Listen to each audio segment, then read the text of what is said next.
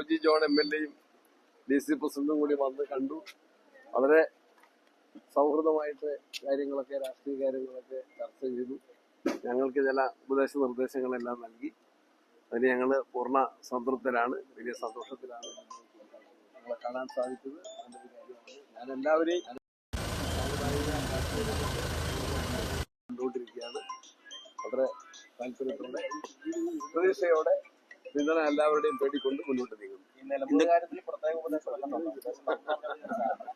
അത് ഞാൻ പരസ്യമായിട്ട് പറയുന്നില്ല. എല്ലാ കാര്യങ്ങളും അന്വേഷിച്ചു, നല്ല മനസ്സോടുകൂടി ചോദിച്ചു മനസ്സിലാക്കി.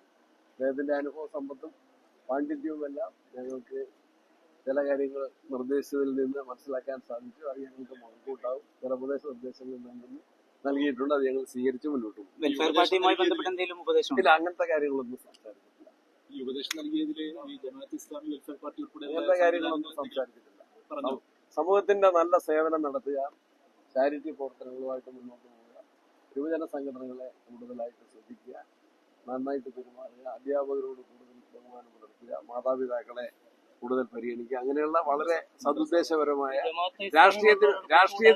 രാഷ്ട്രീയത്തിന് ഉപരിയായിട്ടുള്ള നല്ല വ്യക്തികളാകുന്നതിനും നേതൃത്വ ഗുണങ്ങളെ ആർജിക്കുന്നതിനും വേണ്ടിയുള്ള നല്ല ഉപദേശങ്ങളാണ്. അതിന് പ്രത്യേകം ഞങ്ങൾ താങ്ക് യു ഓൾ. ഈ സ്കൂൾ സമയവുമായി ബന്ധപ്പെട്ട ഒരു പരിഭവം സമസ്ത പറഞ്ഞിരുന്നല്ലോ, അതുമായി ബന്ധപ്പെട്ട അത് ഗവൺമെന്റ് പരിഗണിക്കേണ്ടതാണ്. ഗവൺമെന്റ് വേണ്ടത്ര ആലോചനയില്ലാതെയാണ് ആ കാര്യത്തില് എല്ലാ വിഭാഗം ആളുകളുമായിട്ട് ഗവൺമെന്റ് സംസാരിക്കേണ്ടതാണ്.